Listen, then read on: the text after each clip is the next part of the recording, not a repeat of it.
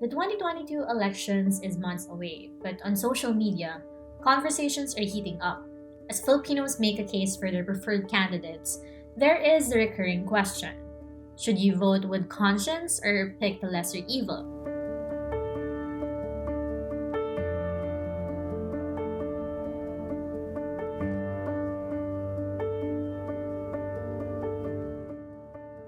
Although it's a valid concern, framing it through the rosy lens of good versus evil or lesser evil is actually dangerous in a country like the Philippines, where voters generally don't see themselves in a moral dilemma, said Steve Argelius, a De La Salle University political science professor.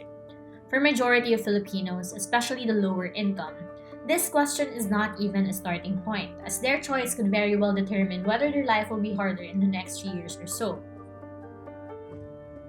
Many studies have shown that some tend to be willing to consider even corrupt politicians as long as they're known to deliver in other areas like basic services.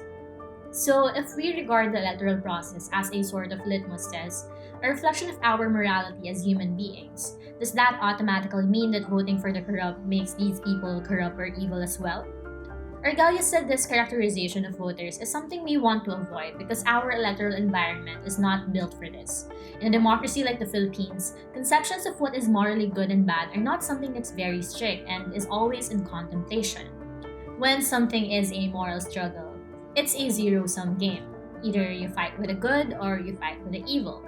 And whatever messaging comes from capitalizing on this dichotomy, Argalia said populists are likely to benefit because it's so antagonistic, divisive, and polarizing. What usually happens when another camp is labeled evil? Nothing. In the end, it leaves no room for engagement, reducing the possibility of having conversations and compromises. The changes can still be made in terms of political positions. So, instead of getting caught up in morality, Argalia said Filipinos must instead strive to be deliberative and strategic when it comes to voting. Deliberative in the sense that when voting, the ideal voter is willing to change their preferences and perspectives because they listen to others, as to why they're voting the way they do. The ideal voter is also strategic, he said, citing how Marawi residents mostly voted only for civic leader Samira Gutok Tumawis for senator in 2019. Marawi is underrepresented and marginalized in national politics, and so having that representation alone said so much about the possibilities of transforming the country's politics for the better. At the end of the day, the Philippines electoral system has its rules of the game, and if you take advantage of that, you can make your candidate win.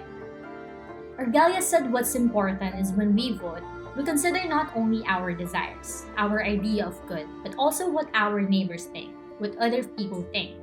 Yes, democracy is about speaking up and making your voice count, but it's also about listening to others, Argalia said, adding that the sooner we learn this, some of the issues we face during the elections, if we can't entirely solve them, then we at least have a better grasp of them.